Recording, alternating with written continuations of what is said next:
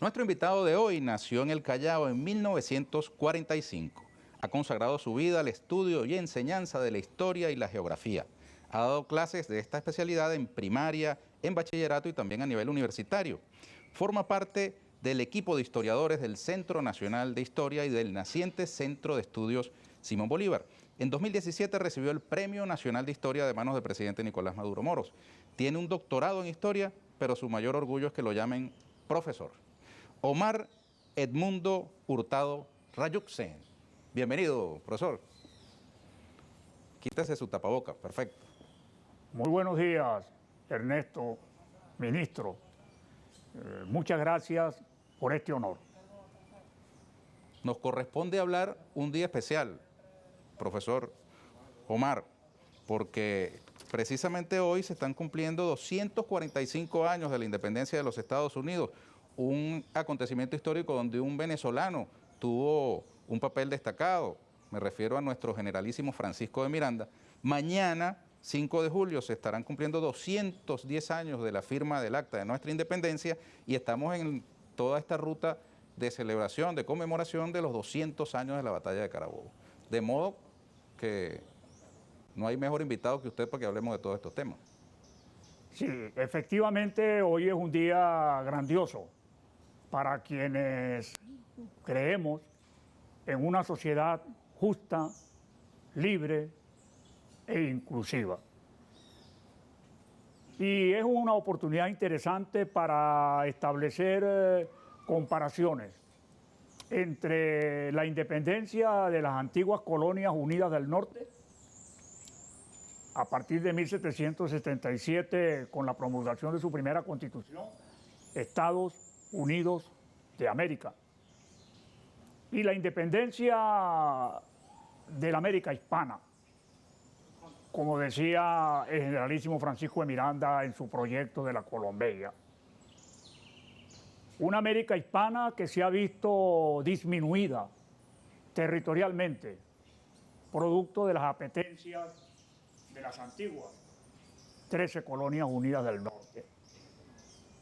Una independencia, en el caso nuestro, que se ha pretendido disminuir desde el punto de vista político, económico, social y cultural. Y no es un cliché. Desde el punto de vista político, los Estados Unidos se consideran el gran hegemón del mundo y no aceptan la menor disidencia. Un ejemplo, lo que está ocurriendo en Perú con las elecciones. Desde el punto de vista económico, el capitalismo emergente, para el momento en que las naciones, las 13 colonias unidas del norte, alcanzan su independencia, se han venido convirtiendo en el gran mercado, en el gran dictador de las directrices económicas del mundo. Lamentablemente, el mundo ha caído en ese juego, sobre todo a partir de las dos llamadas guerras mundiales. Hoy, ese sistema está haciendo aguas, pero ese es otro problema, eso será para otro programa. Desde el punto de vista social, porque evidentemente es una sociedad excluyente. No es que fue, es un dato sencillo para marcar la diferencia cualitativa entre nuestra independencia y la de ellos. Ellos, como usted muy bien dice, alcanzaron su independencia política, concluyendo el siglo XVIII. Pero fue una independencia para una clase, para lo que ellos llaman blancos, anglosajones y protestantes. WASP. En la que incluso excluyen a otros blancos, a otros ciudadanos de los Estados Unidos que no formen parte de esa cúpula que acumula beneficios y que ellos llaman, con el perdón de los usuarios y de las usuarias, ellos llaman despectivamente trash white, basura blanca. Mientras ellos tenían esa visión y tienen, ahí está el caso de George Floyd, para decir que no es que tuvieron, tienen esa visión excluyente, el Libertador, en 1816, casi 50 años antes, declara y decreta frente a las costas de Carúpano la independencia de los esclavos. Quien era propietario de esclavos, como Simón Bolívar en ese momento, dice frente a las costas de Carúpano, repetimos, la naturaleza política y la condición humana nos dictan que solo vaya una clase de ciudadanos. A partir de hoy todos somos hombres libres. Tuvieron que pasar casi 50 años para que los Estados Unidos fueran a una fratricida guerra, la guerra civil, entre el sur esclavista y el norte en vías de industrialización, para que en esa guerra, que inclusive se llevó a un presidente en ejercicio entre sus víctimas, se le diera el derecho a la independencia de los esclavos, el derecho a la libertad de los esclavos. Pero todavía hoy esa sociedad sigue siendo profundamente excluyente, profundamente racista. Nosotros no. Nosotros, producto de nuestra guerra nacional de independencia, de la guerra federal y sobre todo de la transformación que a partir de 1999 empieza a desarrollarse en estos territorios, porque incluyo América, América toda, para no hablar de África, para no hablar del Asia emergente, América toda. A partir de 1999, con el liderazgo de Chávez, se empieza a desarrollar una democracia protagónica y profundamente inclusiva, que por supuesto la sociedad estamentaria de los Estados Unidos no está en capacidad de comprender. Es interesante ese paralelismo que usted sugiere entre la independencia de los Estados Unidos y la independencia de Venezuela. El joven Simón Bolívar, en 1810, cuando va a Londres en la fracasada misión diplomática a obtener el apoyo del imperio británico, que fracasa, él deja un remitido que saldrá posteriormente cuando ya él está en Caracas, en el Morning Chronicle, un párrafo en el cual él señala las claves de lo que será su accionar futuro. Y allí habla de que España perderá sus colonias, que nosotros adquiriremos la independencia y que convocaremos a América del Sur, es su planteamiento, para que sea toda libre. Esos son los tres ejes fundamentales sobre lo que descansa la independencia venezolana, sobre lo que descansa la independencia continental americana, y que constituyen el numen, el centro de nuestro proceso independentista, del cual, como usted muy bien señala, estamos celebrando 210 años de su declaración. Un día como hoy, hace 210 años, la sociedad patriótica, impulsada por el verbo impetuoso, por el verbo fogoso, por el verbo candente de un joven Simón Bolívar, acepta su reclamo. Pongamos la piedra fundamental de la independencia suramericana.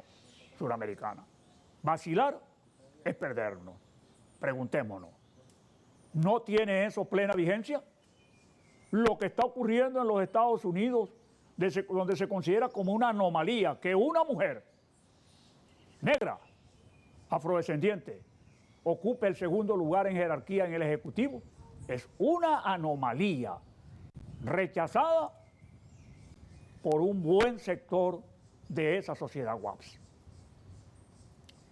Eso debemos decirlo para ratificar nuestro orgullo de ser venezolanos, de ser hijos de Simón Bolívar, de ser nativos de esta patria y de seguir el legado de Hugo Chávez. Profesor, ya vamos a volver sobre la historia, pero me interesa un poco su propia historia personal. Usted tiene 2 fechas de nacimiento. Sí. El 3 de abril y el 13 de abril. Cuéntenos por qué. Bueno, eso era resultado del deficiente sistema de registro que había en los pueblos. Hay muchos cuentos. El cuento, con el perdón suyo y de las usuarias y de los usuarios, que recuerdo en este momento, de un joven al que le preguntan, ¿cómo es su nombre? Y entonces él dice, Wilfredo. Era tartamudo. ¿Usted es tartamudo? No, tartamudo era mi papá y el registrador era un grandísimo sinvergüenza. ¿Me entiende? Eso produce así, porque era que el registrador anotaba lo que quería. Disculpen la nota autobiográfica. Nosotros somos 8 hermanos y cada uno tiene el apellido de nuestra madre escrito de manera diferente, porque era como lo escuchaba. El suyo es Rayuksen. Rayuksen, que es un apellido de origen de India, ¿no? Mi abuelo materno era de Calcuta y producto del inhumano régimen de explotación que el Imperio Británico tenía en lo que llamaban la joya de la corona en India, él emigró. Y por un accidente de cálculo, joven, inexperto, vino de polizón, pensó que iba a Puerto España. Perdón, pensó que iba a Durban, donde estaba la próspera colonia surafricana de origen indostánico. Y el barco venía a Puerto España. De Puerto España, con unos amigos, remonta por el Cuyuní, por el Yuruaní y llega al Callao, la tierra de la promisión. Era la época del oro. Y bueno, lo demás es historia conocida. ¿Por qué esa pasión por la historia y no la pasión por el oro? Nos lo cuenta Omar Edmundo Hurtado Rayuksen después de la siguiente pausa.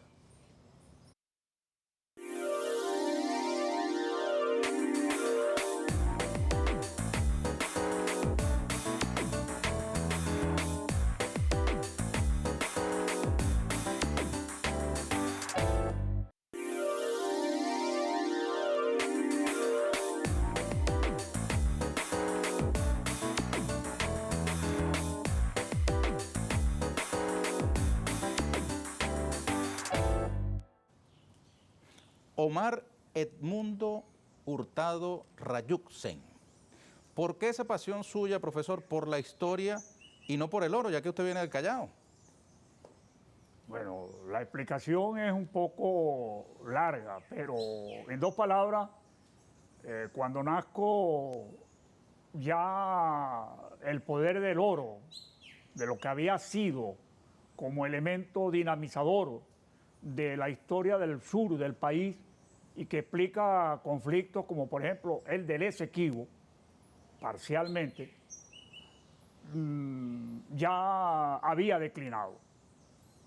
De manera que hemos dicho que mi padre ha podido escribir la historia de la explotación del subsuelo, porque se va de las decadentes minas del Callao a donde empezaba la explotación del hierro, en la confluencia del Orinoco y el Caroní.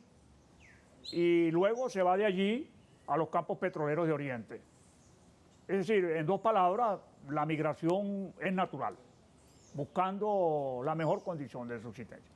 Pero hay un elemento tal vez más importante, que es la época que vivimos.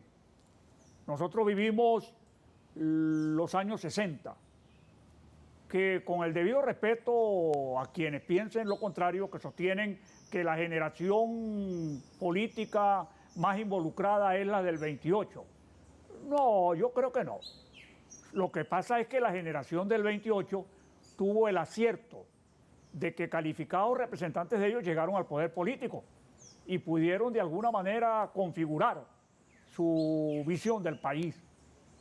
Nosotros creemos que la generación del 60 se involucró mucho más en el desarrollo de la política nacional y se involucró tanto que muchos de sus mejores cuadros cayeron en el campo de combate. ¿Y en esa época usted, profesor, seguía combatiendo con la pluma, con la tiza o llegó a empuñar un fusil? Estaba en el liceo y tuve como compañero, puedo decirlo, por ejemplo, a Noel Rodríguez. Fue compañero mío de pupitre en la escuela primaria. Aquellos pupitres parejos que se levantaba la tapa y tenían para poner el tintero. Por ejemplo, estaba en el liceo, pero me involucré mucho en la vida política. Y en ese involucrarme tuve profesores en el liceo que nos llamaron la atención acerca de la posibilidad de un país distinto. Algunos de ellos inclusive desaparecieron y más nunca volvimos a saber de ellos. Y por eso aterricé en el pedagógico. Aterricé en el pedagógico y tuve la suerte, la extraordinaria fortuna de tener grandes maestros. Maestros como Pedro Felipe Ledesma, que era un héroe de la resistencia contra la dictadura.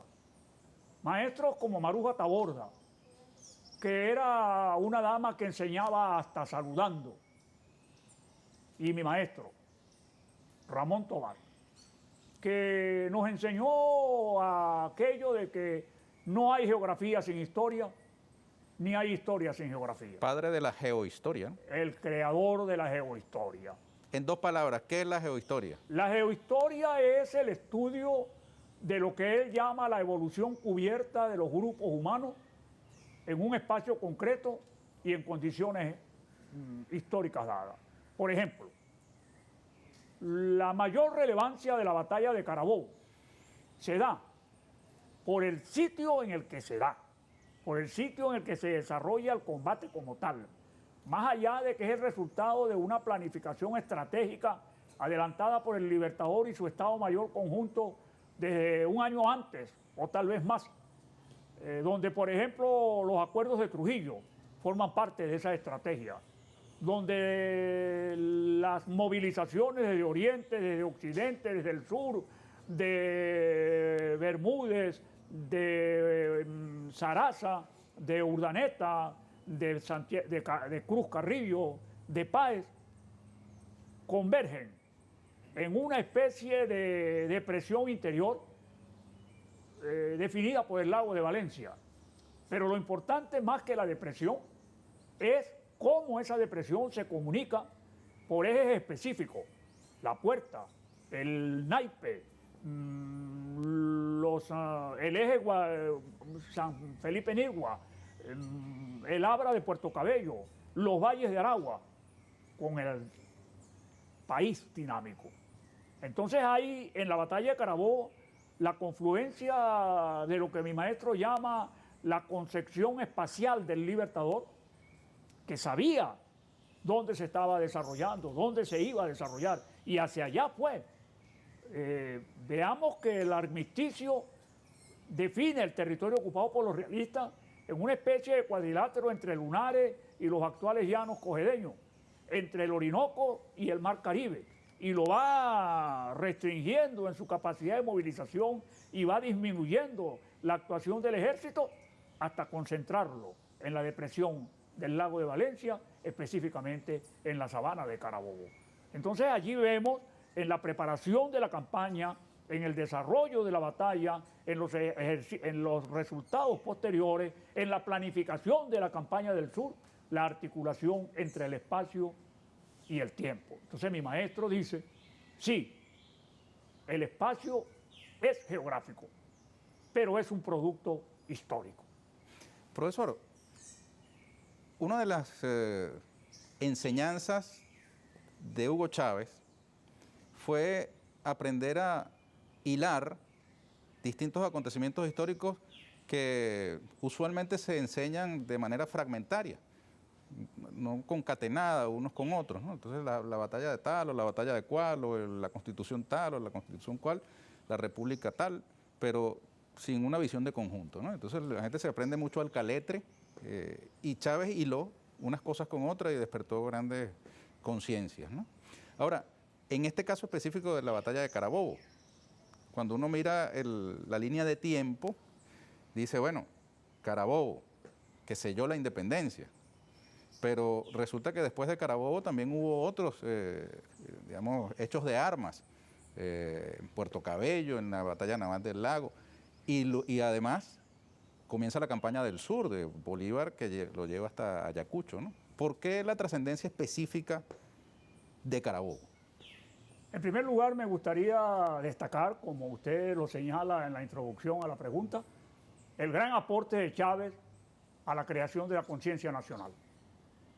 Quienes critican el trabajo que hacemos en el Centro Nacional de Estudios Históricos y en el Centro de Estudios Simón Bolívar, dicen que nosotros hacemos anacronismo, porque queremos especular con los hechos y con las figuras históricas. No es verdad.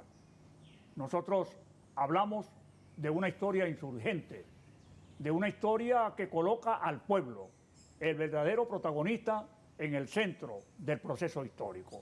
Nosotros hablamos de una historia implosionadora de las viejas estructuras. Nosotros hablamos de una historia cuestionadora, de una visión maniqueísta que se nos ha enseñado. Eso que usted ha dicho, la historia fragmentada, la historia a propósito, la historia al servicio de una clase, la historia al servicio de un sector del país. Veamos el debate que se ha querido abrir sobre la octava estrella, sobre la posibilidad de la novena o la décima estrella. Más allá de que estemos de acuerdo o en desacuerdo, esa visualización de la octava estrella que hace Chávez, rescatando un decreto del Libertador, es el reconocimiento a Guayana, donde no solamente la batalla de San Félix, sino que Guayana, a pesar de lo que se nos dice que no se adscribió a lo que dijo la Junta Suprema de Caracas el 19 de abril de 1810, lo que no se corresponde con la verdad histórica. En Guayana se constituyó una Junta Suprema, en Guayana se nombraron nuevas autoridades, se depusieron las autoridades monárquicas, se creó una Junta Regional presidida por Juan Crisóstomo Rocio, hermano de Juan Bautista, de Juan Germán Rocio Nieves, y que posteriormente fue sometida a sangre y fuego por los realistas. ¿Por qué? Porque era Guayana, porque era el gran soporte económico, como se demostrará a partir de 1817. Entonces Chávez tiene el mérito de haber rescatado esa historia regional, esa historia desde la localidad, esa historia desde los excluidos, incorporando a la mujer, incorporando a los negros, incorporando a los indios, incorporando a los afrodescendientes. Pero además Chávez, lo recordamos, en todo su programa, uno sufría como profesor porque lo veía como rayaba los mapas, llamaba la atención sobre el espacio, sobre ese espacio que es nuestro, que debemos rescatar por encima de todo criterio alienante de lo que decíamos, la manera como el hegemón del norte pretende imponerse. Entonces, esa historia que hacemos se diferencia de la historia a propósito, del Bolívar mármoreo, del Bolívar del óleo, de, como dice un historiador conservador, por cierto, de esos historiadores que van en cada fecha patria al Panteón, no a rendirle honores al Libertador, sino a asegurarse de que está bien muerto y reposa en ese mausoleo. Entonces, esa historia conectada con el mundo, con América, con ese espacio irredento, ¿qué sabíamos de África? Cuando mucho, algunos curiosos que estaba al otro lado del Atlántico. Y tal vez por la visión manipulada de algunas novelas que habían venido los negros esclavos, hoy en día llamados esclavizados. Pero desconocíamos la riqueza cultural de África, reconocíamos las luchas de África por lograr su independencia, como reconocíamos lo que habían hecho los hermanos brasileros, lo que habían hecho los hermanos peruanos, lo que habían hecho los hermanos bolivianos. Chávez incorpora esa historia dinámica, conectada, algunos la llaman en una línea del tiempo, otros lo ubican en una especie de espiral ascendente, que no tiene punto real de partida porque no hay un punto cero, a diferencia de lo que dicen prehistoria, que los pueblos aborígenes de América no tuvieron historia. No tuvieron historia. Hay un libro que se llama Testimonio de los Vencidos, de Enrique León Portillo, un antropólogo mexicano que estudió desde las culturas aborígenes el impacto del proceso de colonización sobre la base de la cruz y las espadas impuesto por en Europa, en América. Entonces, claro que tienen historia, pero es una historia oral, es una historia expresada en sus monumentos, en sus creencias. Un dato sencillito, el calendario azteca, descubierto por accidente cuando se hacían excavaciones en la Plaza Mayor de México, es más preciso que el calendario que rige en el mundo occidental. Un detalle muy sencillo. Los aborígenes nuestros, sabían prevenir las inundaciones en el delta o en el llano, sabían cultivar siguiendo el ciclo de las aguas, respetando la armonía de la naturaleza. Entonces allí sí hay historia, una historia que no responde al patrón occidental. Lo mismo ocurre cuando estudiamos la Guerra Nacional de Independencia. No podemos hablar de la batalla de Carabobo, que es un hecho puntual, según el Libertador, de menos de una hora, según los testimonios del comandante español, de aproximadamente 3 horas. Pero en definitiva, un punto breve, sin conectarlo con lo que había ocurrido antes, no solo en Carabobo, no solo en Venezuela, no solo en América, sino inclusive con lo que estaba ocurriendo en la Europa posnapoleónica, porque en esa Europa posnapoleónica se diseñan las bases de lo que hoy llamamos la Unión Europea, y no podemos perderlo de vista. No podemos perder de vista las pretensiones de las antiguas 13 colonias unidas del norte, que siempre han considerado a América Latina como su patio trasero, sino que lo diga México, como dijo el célebre dictador, tan lejos de Dios, tan cerca de los Estados Unidos, que le costó más del 51% de su superficie territorial.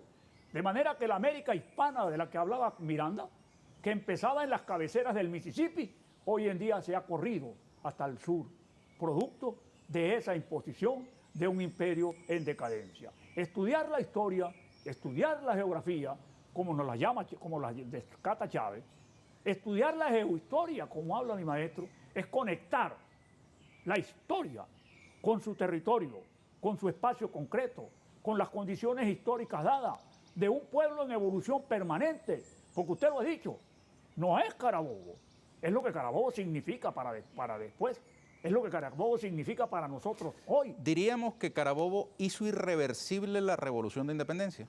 Nosotros creemos que con Carabobo se apuntala el proceso que había nacido en Guayana. La campaña de Guayana, de una Guayana que nunca fue sometida. Por eso el general Piar avanza por el occidente, hacia lo que hoy llamamos el municipio Cedeño, Caicara, etc. Y desde ahí hacia el este, para enfrentar a la vieja Angostura y a la vieja Angostura y la vieja Angostura, o la vieja Guayana, lo que hoy llamamos los castillos. Una especie de acción envolvente para golpear el centro económico de los realistas.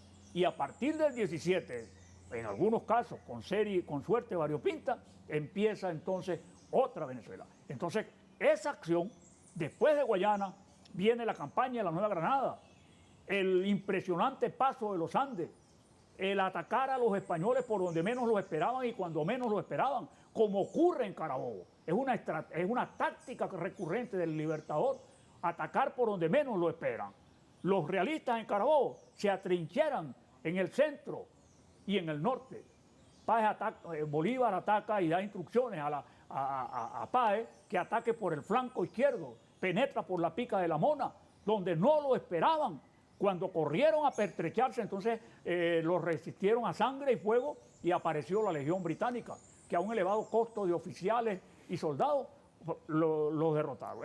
¿Por qué Bolívar, cuando da el parte de Carabobo, dice: ayer se ha consumado una espléndida victoria que da nacimiento político a la República de Colombia? No menciona a Bolívar en el parte a Venezuela, sino Colombia. Porque ese era el proyecto.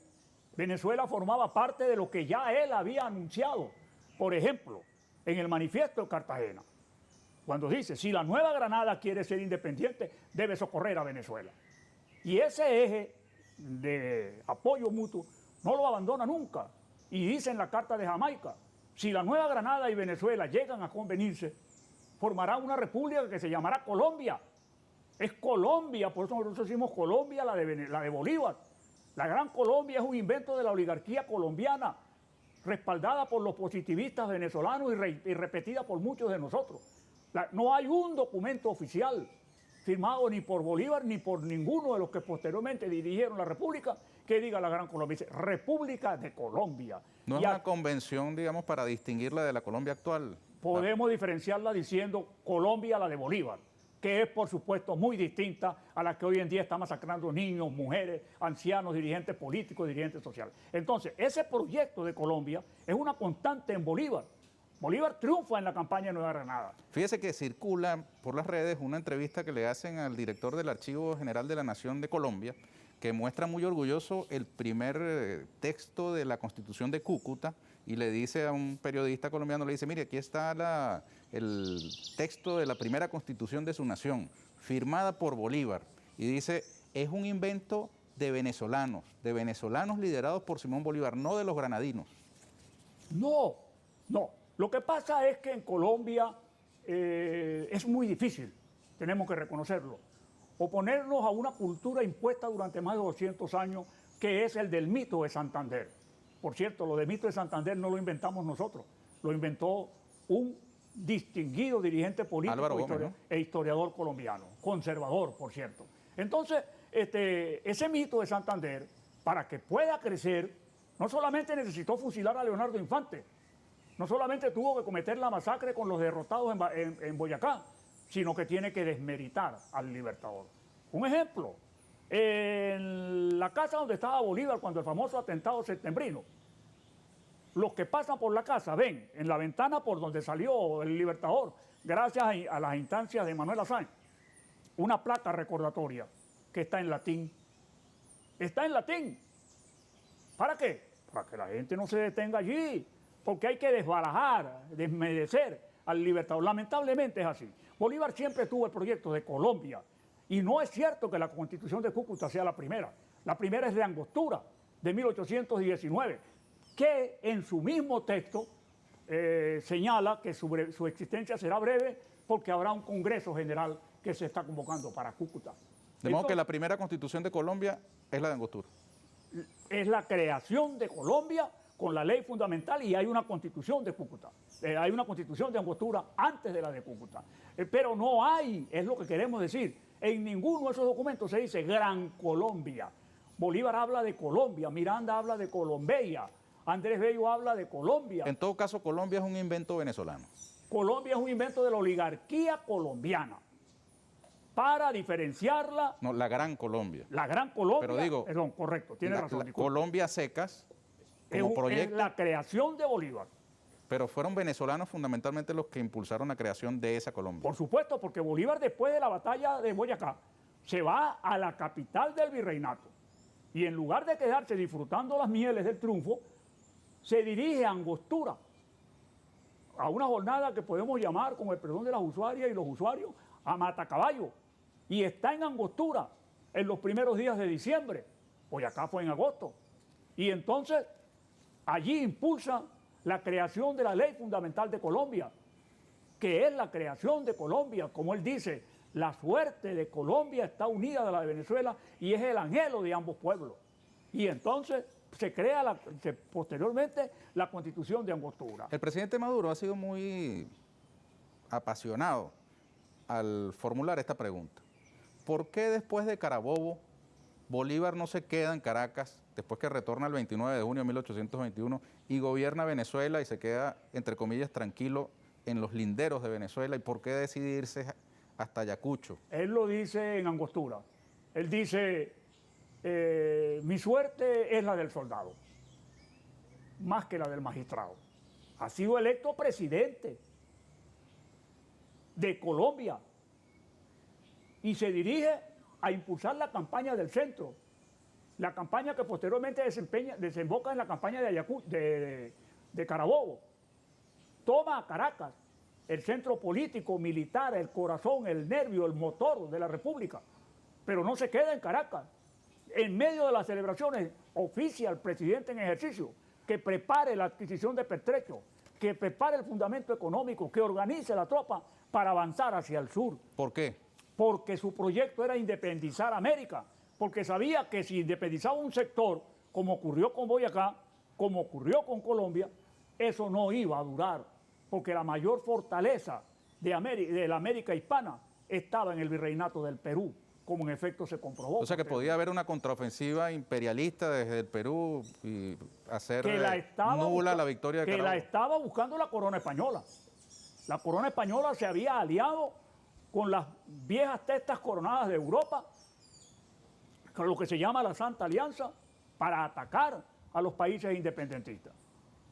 La llegada de la fuerza expedicionaria dirigida por Pablo Morillo viene con instrucciones precisas: rescatar los dominios del rey, inclusive de aquellos que, cobijándose bajo las banderas de su majestad, asolan nuestros territorios. La idea era reconquistar, y hacia allá se orientaba. 10.000 soldados traía Morillo. Morillo trajo 10.000 soldados, Y la que se queda en Cádiz, en 1820, traía el doble. Lo que pasa es que la situación interna de España, más la amenaza del cólera, más la insatisfacción de los soldados españoles, no permitió que ni siquiera se embarcaran. Es lo que se llama la rebelión de Riego y Quiroga. Pero en concreto, para la pregunta del presidente, ¿por qué Bolívar no se queda en Caracas? Por lo mismo que no se quedó en Bogotá. Por lo mismo que no se quedará en Lima después de la derrota de los españoles en Ayacucho. Por lo mismo que se dirige al altiplano. Por lo mismo que 3 días antes de Ayacucho convoca al Congreso Anfictiónico de Panamá. Por lo mismo que instruye a Sucre para que estudie la posibilidad de independizar a Puerto Rico y a Cuba. Por lo mismo que, en definitiva, siempre orientó su vida desde ese pequeño remitido en el Morning Chronicle en 1810. La independencia del continente. Bolívar era un guerrero con visión de estadista, un estadista maduro, que va desde el joven impetuoso de la sociedad patriótica hasta el maduro estadista que es capaz de producir el discurso de Angostura y la Constitución de Bolivia. Pero al mismo tiempo era un hombre con una visión continental, no profética, no, porque lo profético tiene una cuestión mítica que no estamos en capacidad de analizar. Es una visión geohistórica del espacio continental como centro de la independencia, de la libertad, de la autonomía, de la soberanía. Ahora, los hombres, y en este caso tengo que decir los hombres y no las mujeres también, porque en ese tiempo, digamos, el liderazgo fundamental era patriarcal. Sí. Los hombres de su tiempo tenían una mirada más parroquial entonces, que se conformaron con la parcela de Venezuela, la parcela de la antigua Nueva Granada, la parcela de Ecuador. Indiscutiblemente, muy lamentablemente hay que reconocerlo. Los héroes que acompañaron las grandes gestas militares, Pantano de Vargas, Boyacá, Carabobo, Pichincha, Bomboná, Junín, con destacadas excepciones, Rafael Urdaneta, por supuesto Antonio José de Sucre. A quien mataron, por algo mataron. Sí, tenían el mismo Peñalver, Sea, como héroes civiles. Rocio, lamentablemente, falleció antes de la instalación del Congreso de Cúcuta. Tenían otra visión, salvo estas excepciones. El liderazgo fundamentalmente militar y muchos civiles, lamentablemente, tenían una visión más doméstica. ¿Cómo podían esos liderazgos políticos prosperar al lado del liderazgo continental del Libertador? Entonces, evidentemente, tenían que jugar a la segregación. Y cuando se reúne el Congreso de Cúcuta, ya existía una facción antibolivariana. Pero resulta que es Bolívar, que es el vencedor de Ayacucho, como ocurrió en Angostura. Cuando Bolívar se dirige a desarrollar la campaña de la Nueva Granada, empiezan a llegar, con el perdón de ustedes, chismes a Angostura, que Bolívar había fracasado y hasta que había muerto en el intento. Eso hace que se conspire contra el gobierno que él dejó. Se depone al vicepresidente Sea y se impone a un vicepresidente por la vía de hecho. Mire, profesor, podríamos seguir hablando ahora, pero lamentablemente el tiempo de televisión es finito. Chávez trae al presente el proyecto de Bolívar, pero pasados estos 200 años de Carabobo, en el 2030 se van a cumplir 200 años de la muerte de Bolívar y de la disgregación de aquella Colombia bolivariana, inicialmente mirandina. ¿Tiene sentido insistir en la hermandad del pueblo colombiano y el pueblo venezolano? ¿Tiene sentido levantar nuevamente las banderas de aquella Colombia bolivariana o no? Nosotros nos diferenciamos cualitativamente de quienes nos adversan y nos califican sin fundamento en que hacemos una visión retrospectiva y que nos quedamos en el pasado, porque sí creemos que el proyecto bolivariano tiene plena vigencia. ¿Cómo lo plantea Chávez? ¿Por qué le interesa al secretario de Defensa de los Estados Unidos, que termina de venir en una visita relámpago a Colombia, al presidente de la CIA, al director de la CIA, termina de venir una visita relámpago a Colombia, una visita relámpago a Guyana, una visita relámpago creo que a Brasil? Porque le interesa apuntalar la posible quiebra del modelo bolivariano. Porque una América independiente, soberana, autónoma, libre, no le interesa al hegemón del norte. Es un tigre herido, sin lugar a dudas, sus grandes contradicciones, su inmensa deuda interna, sus profundos conflictos sociales, su exclusión dominante entre los sectores mayoritarios de la sociedad, que son capaces de desarrollar grandes fortunas en medio de esta peste que llaman pandemia del COVID, ya no sé cuánto. Entonces, evidentemente, a esa gente, una América unida, como la pregonó Bolívar, como la rescató Chávez, no les interesa. A ellos no les interesa que gane Castillo. A ellos no les interesa que gane Castillo. En Perú. A ellos no les interesa que resurja Lula. A ellos lo que les interesa es un Perú sometido. A ellos lo que les interesa es un Brasil desagregado y disolvente de la unidad continental. A ellos lo que les interesa es una Colombia fracturada internamente. Por eso nosotros diferenciamos y le pedimos respeto a los compañeros que dicen que la violencia en Colombia empezó con la muerte de Gaitán. No es verdad. Gaitán es una víctima de una muerte, de una guerra interna que por poco se lleva a Bolívar, que se llevó a Sucre, que se llevó a grandes representantes de la República de Colombia posterior, porque no convenían con sus intereses. De manera que sí, Chávez ha rescatado lo más hermoso de la última proclama del Libertador. Y como él dice, si mi muerte contribuye a que cesen los partidos en términos de fracciones, en términos de sectores en pugna, y se consolide la unión, Bolívar dice, bajaré tranquilo al sepulcro. Entonces Chávez rescató la parte importante. Lo sacaremos del sepulcro a partir de su pensamiento, a partir de su majestuosa obra, a partir de su proyecto continental, y consolidaremos la unión. Profesor, ya prácticamente terminamos. Lo normal cuando se conversa con un historiador es que uno indague en el pasado. Pero yo quisiera que termináramos esta entrevista con una visión suya sobre el futuro. ¿Cómo no?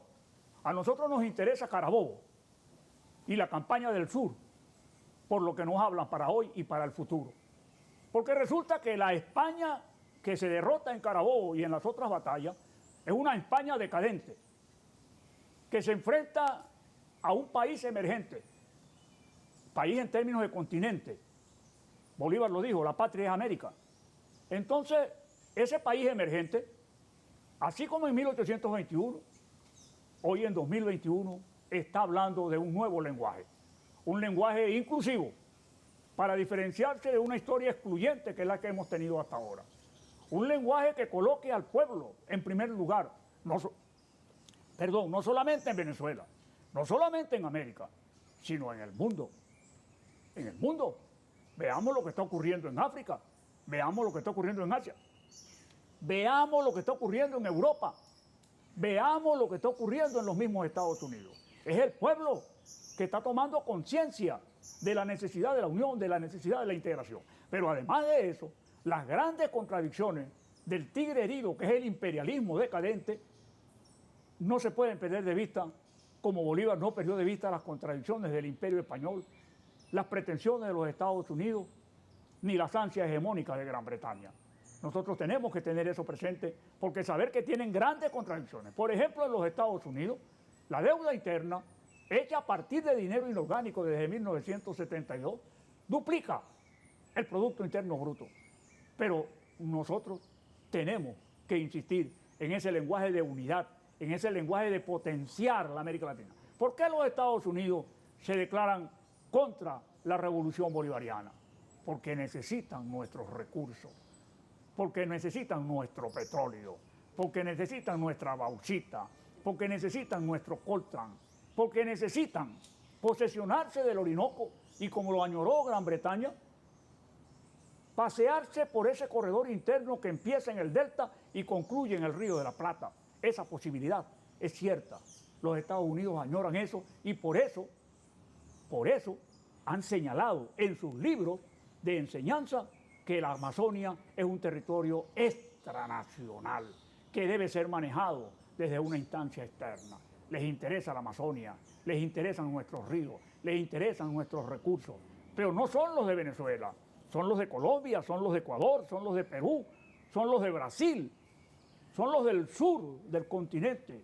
Les interesa controlar el istmo, les interesa imponerse sobre México, les interesa una América sumisa. Y Bolívar habló de la necesidad de una América independiente. Está en sus documentos fundamentales. Así que como hablamos de la República de Colombia, de la Colombia de Bolívar, para diferenciarla del proyecto oligárquico, nosotros hablamos de una América unida, rescatando lo mejor del pensamiento de Chávez, que se nutre de ese inmenso reservorio que es la fortaleza del pensamiento bolivariano. Profesor, le agradezco mucho. Gracias a usted por el honor y a los usuarios por habernos escuchado. Bueno, hemos llegado al final, amigas y amigos. Le voy a pedir que se coloque su tapaboca, querido profesor Omar Edmundo Hurtado Rayuxen, para yo quitarme el mío y despedir. Amigas y amigos, muchísimas gracias por habernos acompañado. Los espero en una nueva oportunidad aquí con Ernesto Villegas, siempre con muchísimo respeto por usted.